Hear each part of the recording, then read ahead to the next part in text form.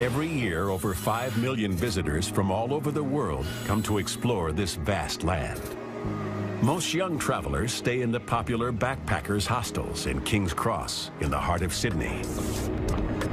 Hitchhikers take to the roads, not really understanding just how vulnerable they are.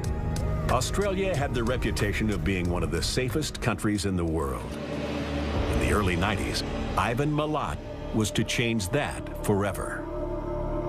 The way he killed them was shocking. Some people were tortured, some people were sexually assaulted. He used some people for target practice. He was a man who enjoyed killing. He was a man who enjoyed the power and the sexual gratification that he got from his victims. Young victims were abducted. Their spines had been cut and then he played with them like, you know, a cat would play with a mouse. They were particularly heinous. I think it was violence for the sake of violence and someone who enjoyed an explosion of violence. He specifically targeted backpackers because they were distant from relatives and friends. There was less likelihood of people knowing where they were, what they were doing. There were 7 young people in the prime of their lives who must have undergone the most terrible ordeal, and it barely deserves thinking about, and one can only wonder how their close family members can cope with such a thought. I just can't begin to describe him as a human being. I don't think that he has the feelings of a human being. On December 30th, 1989, James Gibson and Deborah Everest, 2 Australians visiting Sydney, were last seen alive leaving Surrey Hills to hitchhike 300 miles to Albury. In January 1991, German backpacker Simone Schmiedel left Sydney to hitchhike to meet her mother in Melbourne.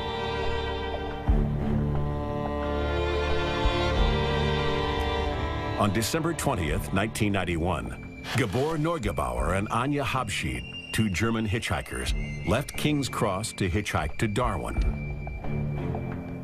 April 18th, 1992, British backpackers Joanne Walters and Caroline Clark were last seen alive leaving King's Cross to hitchhike around Australia. None of these young people were ever seen or heard from again. They were all young and carefree, searching for fun and adventure. They were all last seen hitchhiking along the Hume Highway. They all accepted a ride from a friendly stranger, and they were all killed by Ivan Milat. Paul Kidd is Australia's top expert on serial killers. He has dedicated his life to researching and writing books on Australia's own unique brand of killers. He was a serial killer who was extremely clever within the Australian genre, and by that I mean it's in the bush, it's a lonely place, he's abducting strangers, people he doesn't know. He's taking them to a place of absolute isolation where he's committing his crimes. He's secreting the bodies, hiding the bodies in a place that is very, very unlikely to be caught. 90% of, or even more probably, of Australia's serial killers are pure opportunists. While they often differ in their modus operandi, Australia's serial killers have some things in common. They come from an underprivileged background. There's a very strong chance that they would have been molested as a child, usually have a very, very poor working background. Ivan Milat certainly fits this profile. He was born on December 27th, 1944, into a poor working-class family in rural Australia. His parents would often argue. Milat was the 5th of 14 children, so what little parental love and attention there was spread thinly. Ivan's younger brother, George, remembers just how hard life was in the Milat family. I didn't get on with him because he was quite wild with me all the time, maybe just because I stayed out of trouble. The weaker Milat children were often bullied, so Ivan learned at an early age to be dominant. George was often a victim of Ivan's violent nature. He recalls one incident when he innocently brought it to his brother's attention that his car tire was going flat. And I said, "You got a cooked valve in your car. Why? You got a slow leak." Ivan walked out and come back and started yelling at me about it. And Billy says, "Hey, he told you your tire's going flat. And you're flying off at him over it. Why?" And I said, "What are you going to cook at him for?" It was good enough to come and tell you he's got a tyre going flat, and you come in and started yelling at him. And I said, I'm not telling him nothing no more. Author Mark Whitaker spent 4 years researching his book on Ivan Milat. He spoke to friends and family to gain a unique insight. Ivan's father, Stephen, was a very strict disciplinarian, and he was a product of different times. Neighbours reported seeing him once standing on the back of 2 of his sons, beating them with a piece of 4x2. One significant factor in Ivan's early life was the death of his sister, Margaret. I watched my younger sister die over a car accident. And I said, why? I think the reason why we got fought so well is because we were in a big family.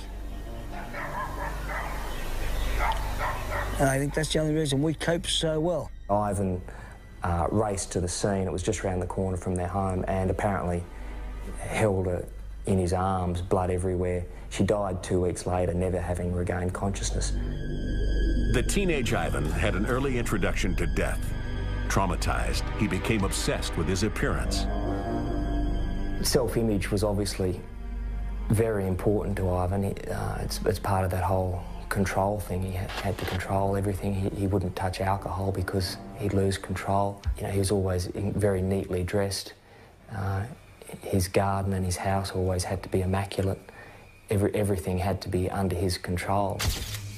Another person who remembers the young Ivan growing up was his old boss, Peter Cantarella. Peter owned the local fruit shop where Ivan worked as a teenager.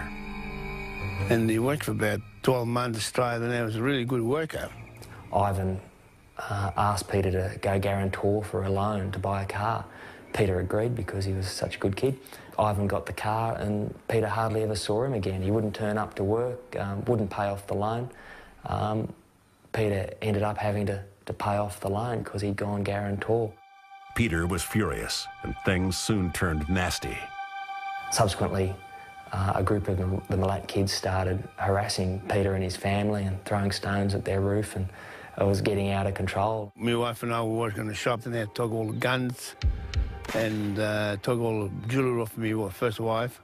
Peter took matters into his own hands. There was certainly a fight, and Bill and Ivan came off second best. And I thumped him, and then, I bust his eyes and there. He was a good worker too. As soon as he started to get in the wrong crowd, and he just turned bad. This was the beginning of a life of crime for Ivan Milat. And Ivan had a share of trouble when he was younger, until he ended up in jail. It was the only way it stopped. The Milat boys were often in trouble. George remembers journeys to the local jail to visit his brothers. Long Bay Jail was very popular. There was Ivan. I went and seen Michael. I never seen Billy or Boris or Wally. Ivan, he did a lot of time too until the big one come up. Ivan began his criminal career in a very petty manner. A lot of it was car-related, stealing cars. He broke into an army barracks once and stole a safe with a mate.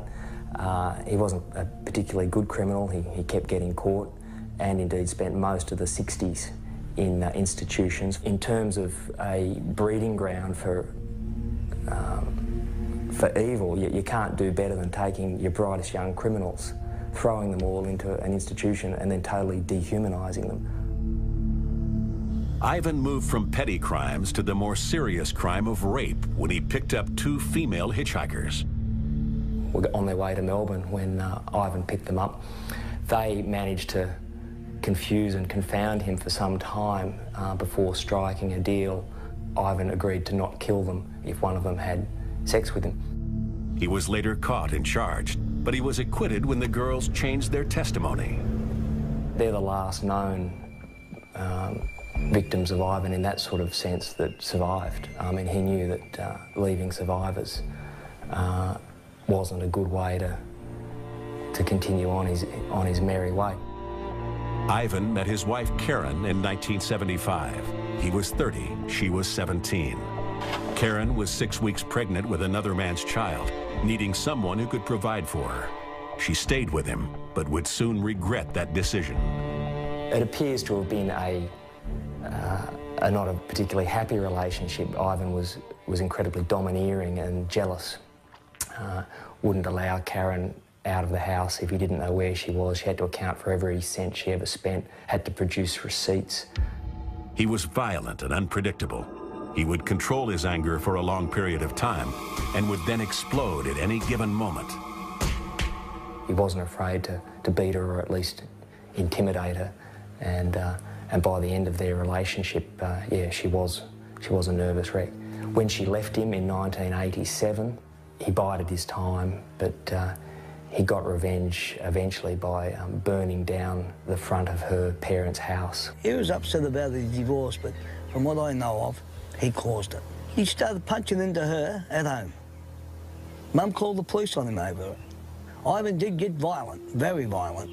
When Karen subsequently left him, you know, he'd lost that control over her. You know, it's one of the theories that he then went to seek that control elsewhere, out on the highway. On July 13th, 1989, Karen and Ivan Milat divorced. 6 months later, the first two backpackers went missing. For a period of 2.5 years, between January 1990 and April 1992, Ivan Milat became a ruthless, cold-blooded, and sadistic killer who scoured the highways looking for victims.